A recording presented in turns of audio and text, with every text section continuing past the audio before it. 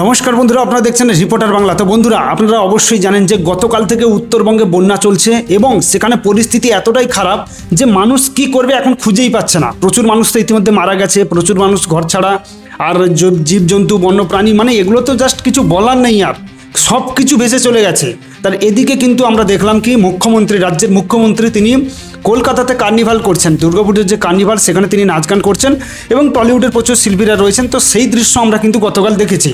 তো এটা হওয়ার পর সোশ্যাল মিডিয়াতে একটা ঝড় উঠেছে যে কেন মুখ্যমন্ত্রী গেলেন না, কার্নিভালটাই কি বড় হয়ে গেলেন। তো এইসব নিয়ে মোটামুটি একটা ঝড় উঠেছে সোশ্যাল মিডিয়াতে। তো এই ঝড় কোনো না কোনোভাবে কুণাল ঘোষের গায়ে লেগেছে। তো তিনি মোটামুটি দেখেছেন যে না, এটাকে তো কোনোভাবে চাপা দিতেই হবে, কেননা সবাই যদি মুখ্যমন্ত্রীকে খারাপ বলে তাহলে মুখ্যমন্ত্রীকে ভালো বলবেটাকে।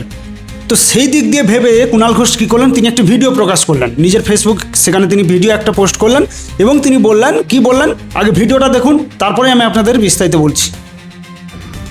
নমস্কার। কুণাল ঘোষ একটি স্পর্শকাতর বিষয় নিয়ে একটা বিভ্রান্তি ছড়াবার চেষ্টা হচ্ছে। আজ রেড রোডে রাজ্য সরকার আয়োজিত দুর্গাপুজো বিসর্জনের কার্নিভাল ছিল।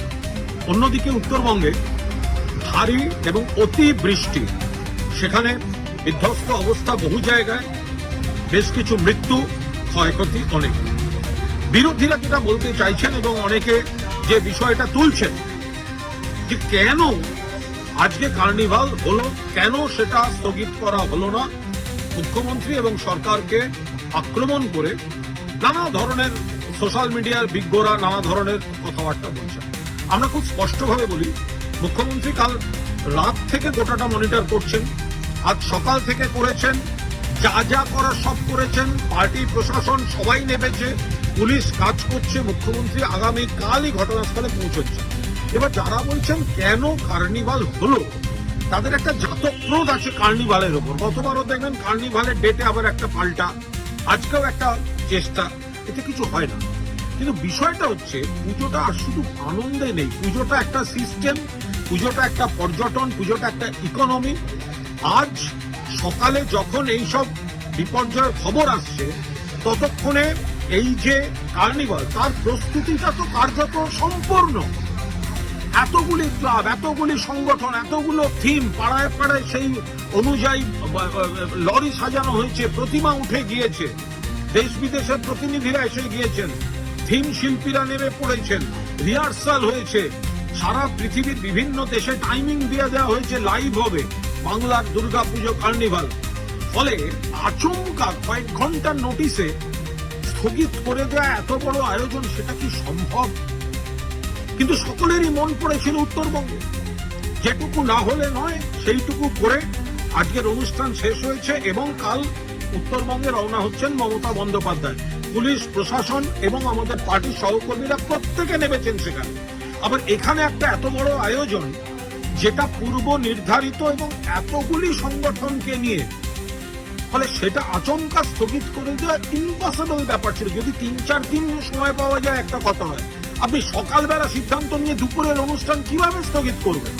ফলে এই ধরনের একটা কুৎসা, এই ধরনের একটা মিথ্যা এরা বিভ্রান্ত করার চেষ্টা করছে। মানুষ বুঝবেন, আমরা মানুষকে অত্যন্ত খুব স্পষ্টভাবে, খোলামেলা ভাবে আমরা মানুষের কাছে গোটা বিষয়টা তুলে ধরছি যে মুখ্যমন্ত্রী ওদেরকে শেখাতে হবে না। অভিভাবক হিসেবে মুখ্যমন্ত্রী ঠিক যা যা করার তাই করেছেন, করছেন, মনিটর করছেন, নির্দেশ দিচ্ছেন, খতিয়ে দেখছেন এবং আগামীকাল মুখ্যমন্ত্রী পৌঁছচ্ছেন সেখানে। তো বন্ধুরা, আপনারা ভিডিওটা দেখলেন, কুণাল ঘোষ তার ফেসবুকে এই ভিডিওটা পোস্ট করেছে। তো সেখান থেকে আমি আপনাদেরকে দেখালাম যে মানুষ কতটা অশিক্ষিত হলে মানে এই ধরনের কথা বলে।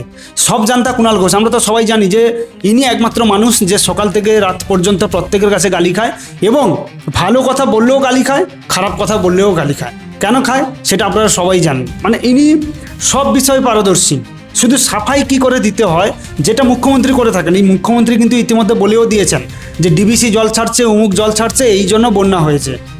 যখন কোথাও কিছু ভালো হয় তার ক্রেডিট তিনি নেবেন, আর যদি কোথাও কিছু বন্যা হয়ে যায় তখন তিনি বলবেন এই জল ছেড়েছে কেন্দ্র সরকার দায়ী, ওই জল ছেড়ে দিয়েছে। তাহলে সব যদি কেন্দ্র সরকার দায়ী, তো আপনি এখানে কি করতে আছেন? আপনি ছেড়ে দিন না কেন্দ্র সরকারের হাতে, তো বলে দিন না যে না আমি এগুলো কন্ট্রোল করতে পারছি না, আপনারা এগুলো দেখে নিন, কাজ শেষ, কাজ মিটে যায়। তারা এবার সব কিছু যা হবে তারা বুঝে নেবে। সব কিছু তাই করবেন কেন্দ্র সরকারকে, আর আপনি এখানে নাচ গান করবেন, ডান্স করবেন, আর আপনার এই প্রিয় ছোট ছোট এই সব ভাইগুলো মিডিয়ার সামনে এসে চিৎকার করবে হামারা দিদি ঠিক আছে, হ্যাঁ দিদিকে কেউ কিছু বলবেন না, কি এগুলো কি হচ্ছে? মানে লজ্জা তো একটু লাগা উচিত, প্রত্যেকটা মানুষের তো কম বেশি লজ্জা থাকে, মানে সেটুকুও এনাদের নেই। তো এটাই আমি দেখাতে চাইছি যে কুণাল ঘোষ যা সাফাই দিচ্ছে তার কোনো বাস্তবতা নেই, তিনি তার নিজের মতো করে মন গড়া বলে দিলেন। তারপর এটা সবাই জানে যে কুণাল ঘোষ বলছে মানে এর মানে এটা সত্যিকারেরই অঘটন ঘটেছে এবং মুখ্যমন্ত্রী ইচ্ছে করেই জাননি। যদি আপনাদের কিছু বলার থাকে অবশ্যই কমেন্ট করে বলবেন। সবাই ভালো থাকবেন, সুস্থ থাকবেন।